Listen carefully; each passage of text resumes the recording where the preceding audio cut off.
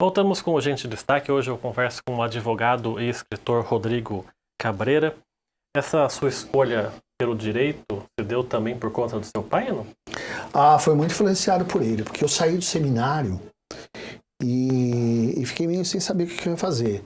Meu pai falou, faz direito, porque o direito você pode fazer concurso, você pode dar aula, você pode fazer um monte de coisa, ser advogado, ser juiz, ser promotor e tal. Aí no final você escolhe. Eu fui fazer direito.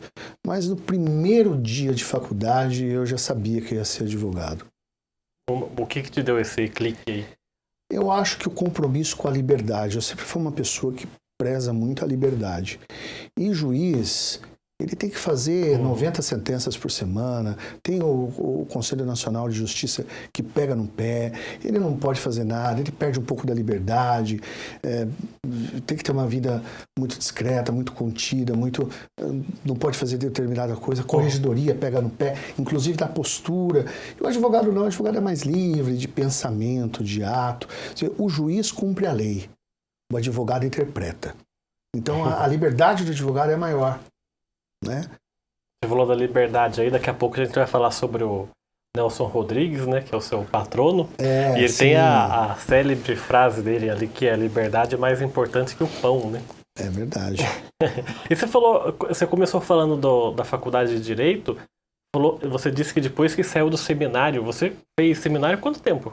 Eu fiquei no seminário em torno de 7 meses, o suficiente para saber que padre não é a minha vocação. Mas você entrou lá por vontade própria? Como é que foi isso aí? Eu entrei porque lá tinha uma faculdade de teologia e de filosofia. E eu sempre fui muito agarrado a pensamento, porque eu vinha lendo, e eu achei que seria um bom caminho para mim. Mas eu vi que a doutrina da Igreja Católica, ela muitas vezes cria uma bifurcação com a prática. E ser contraditório não é comigo. Eu tento ser o máximo possível uníssono no que eu faço. Tento não ser contraditório. Né? E eu também não acho que uma prática contraditória de vida eu não seria feliz. Então eu saí. Você ficou decepcionado? Frustrado? Não fiquei não guardo nenhuma mágoa. Acho que foi um dos períodos que eu mais me desenvolvi intelectualmente. A Igreja Católica tem técnicos, que são os padres, muito bem preparados, né? São muito cultos, muito inteligentes, falam bem, escrevem bem, e eles passam bem esse ensinamento. E a experiência do seu pai como advogado, você no decorrer do seu curso, você foi acompanhando ele nos trabalhos? Como é que deu esse funcionamento durante os 5 anos de direito? Então, durante os 5 anos de direito, meu pai fez um acordo comigo. Ele falou, eu te dou uma mesada para você estudar até você começar a fazer estágio. E se você assistir a aula no período da noite como ouvinte, eu pago para você também ir assistir. Então eu estudava de manhã, numa universidade, e à noite eu voltava para assistir às aulas esporádicas. Então o professor ia falar no 4º ano de mandado de segurança. Eu ia lá assistir a aula de mandado de segurança. Na quinta-feira o professor ia falar sobre ação de alimentos. Eu ia lá assistir, mesmo que eu estivesse no 1º ano. Então eu fui pegando mais experiência, né? E quando chegou na época do estágio, o Rodrigo, que aí ele falou, agora você arruma um estágio, né, tal. Eu fui convidado por um cursinho pré-concurso público para dar aula. Então eu fazia estágio na Ordem dos Advogados do Brasil, num escritório que tinha lá, para estagiário. Hoje não existe mais esse projeto, infelizmente, mas eu fazia estágio na OAB e também dava aula à noite, às vezes à tarde, para quem ia prestar concurso público para oficial de justiça, para serventuário, aquele mercado que tem de concurso público. E o seu pai trabalhava em qual área de direito? Ele era o quê? Meu pai sempre foi tributarista. Tributarista. E você? Eu trabalho com tributário, trabalho com direito político eleitoral e faço muito a área empresarial, principalmente o mercado de óleo, gás e energia, essas coisas assim. Pois é, você falou da experiência como advogado em campanhas políticas, né? Sim. Como é que se deu essa entrada lá e como é que é ser advogado durante uma campanha política? Como é que é o ambiente Eu imagino ser bem intenso. Eu comecei dentro da política por causa do voluntariado. O pessoal do voluntariado começou a ir para a política. E aí você começa a ficar com os amigos da área, né? E aí os amigos começam a se candidatar, ter problemas eleitorais, te falam. E na época que eu comecei a fazer direito eleitoral, foi em 2004, não havia muitos advogados no Vale do Paraíba.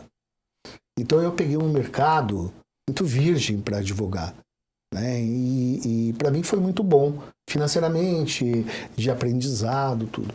Mas a política é um ambiente inóspito, um ambiente hostil. E o advogado que trabalha na área política, dependendo do cliente que ele tem que saber que ele é igual palito de fósforo.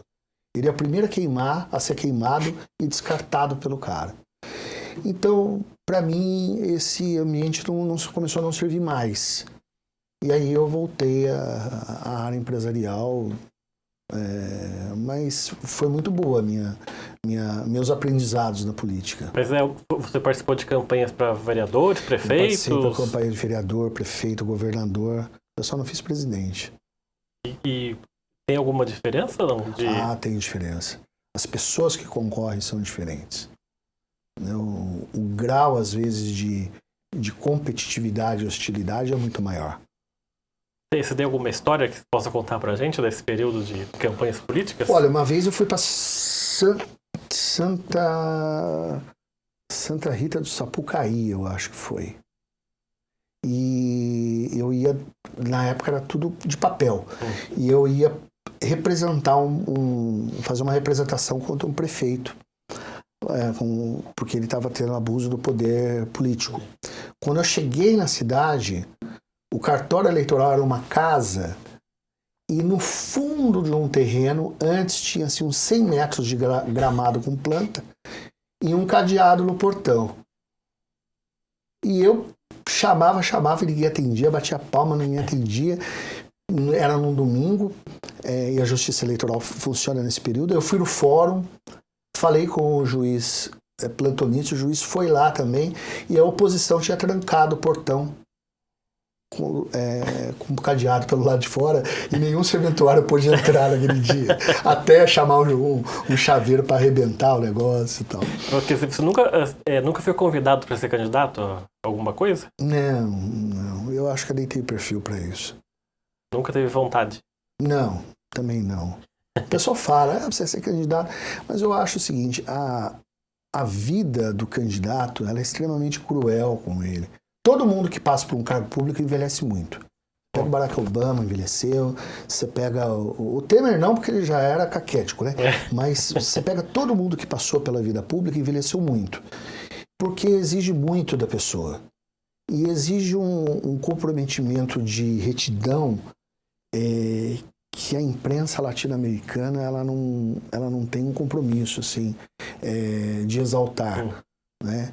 Todo mundo fala do nosso presidente que foi para Davos e comeu num bandejão e pagou o hotel de 300 euros a diária, mas ninguém fala que é antecessor, pagou 10 mil dólares a diária, 10 mil euros a diária numa suíte presidencial. Então a diferença é muito grande. Mas todo mundo critica, então eu acho que eu não teria essa leniência, essa resiliência de aguentar isso. Você fez amigos no meio político? Muitos. Recentemente eu fui numa posse de um presidente de Câmara, fazia 6 anos que eu não frequentava o ambiente. Quando eu cheguei, eu até falei para a minha namorada, foi muito bem recebido por todo mundo falando, pô, por onde você andou e tal. E os livros? O primeiro que você publicou, se deu em qual situação? Então, eu tenho um amigo que é advogado, chama Rodolfo Brockhoff, ele é de Pindamonhangaba. Ele me ligou um dia e falou, Rodrigo, eu sou advogado aqui da prefeitura e o prefeito me passou uma missão de fazer uma lei para desenvolvimento econômico do município. Você não tem alguma ideia? Eu falei, Rodolfo, vamos almoçar aí que eu tenho uma ideia. Eu falei para ele, eu tenho umas ideias assim. E passei para ele algumas coisas que eu achava que era importante virarem dispositivos legais. E a gente foi construindo uma redação junto, e com base nesse trabalho eu lancei um livro chamado Desenvolvimento Econômico Municipal, foi em 2013. Esse foi o primeiro. Esse foi o primeiro. Que é um livro mais voltado um pouco para o pessoal da área jurídica. É mais voltado, eu acho, que para prefeito e secretário de desenvolvimento. Lógico que retrata um período de 2013 que o país estava com uma bonança maior, com investimentos e tal, né? Mas as alterações não foram tantas assim. E os outros livros, eu estou vendo um aqui que é o Humilhação, né? Que são sobre relações políticas, partidárias. A gente estava falando agora sobre as campanhas. Você colocou o que que são suas histórias? Não, a humilhação é o seguinte, eu relato fatos acontecidos dentro do direito que geram danos morais, ou fatos acontecidos dentro de partido político, ou fato acontecido dentro de campanhas eleitorais, ou fatos acontecidos na gestão de governo. Porque hoje nós estamos numa era pós-moderna, num mundo líquido, desse mundo Bauman, que todo mundo fala o que quer e todo mundo se adapta, né? Mas há um limite ao que se fala, há um limite ao que se critica, né? E eu creio que não é com o celular na mão, fazendo autoridade passar vexame em aeroporto, supermercado, dentro de avião, que se vá consertar. Há uma via própria para se reclamar. Não é essa. Porque hoje tudo virou público, né? Exatamente. A pessoa está com o celular. Humilhação é isso. É gente que, por exemplo, se candidata e aí o partido político tem uma pessoa na vaga. Aí aparece uma com mais dinheiro para investir. Aí toma a vaga do outro e o outro acha que ele é candidato, porque ninguém tem coragem de falar para ele que ele saiu do páreo. E ele continua fazendo campanha, tal. Aí quando vê, ele não é candidato, aí tem que avisar parente, amigo, passa por vexame. E esse aqui foi o que mais vendeu? Esse foi o que mais vendeu. Vendeu em torno de 12 mil exemplares. Bastante. Você também tem vontade ou já escreveu, assim, por exemplo, romances ou... sei lá. Olha, eu já tentei escrever romance, mas é muito longo, muito detalhoso. Eu admiro aquela mulher do Harry Potter, porque é muito detalhe, muitas palavras novas, muita... Eu não consigo isso. Eu faço uma literatura jurídica mais pé no chão, assim, né? Esse terreno que você mais domina, né? Mas você, mesmo assim, você de vez em quando tenta escrever ou já tentou e não deu certo? Já. Eu fiz em 1996, eu participei de um concurso de conto de uma fundação cultural lá em São José dos Campos e ganhei com um conto de um menino que estava acorrentado em casa porque a mãe ia trabalhar e eu narrei toda essa história e tal, né? Mas não é muito a minha praia essa coisa dessa narrativa de histórias assim, não. Tá certo, a gente vai fazer então mais um intervalo aqui. O programa Gente em Destaque volta daqui a pouco, até já.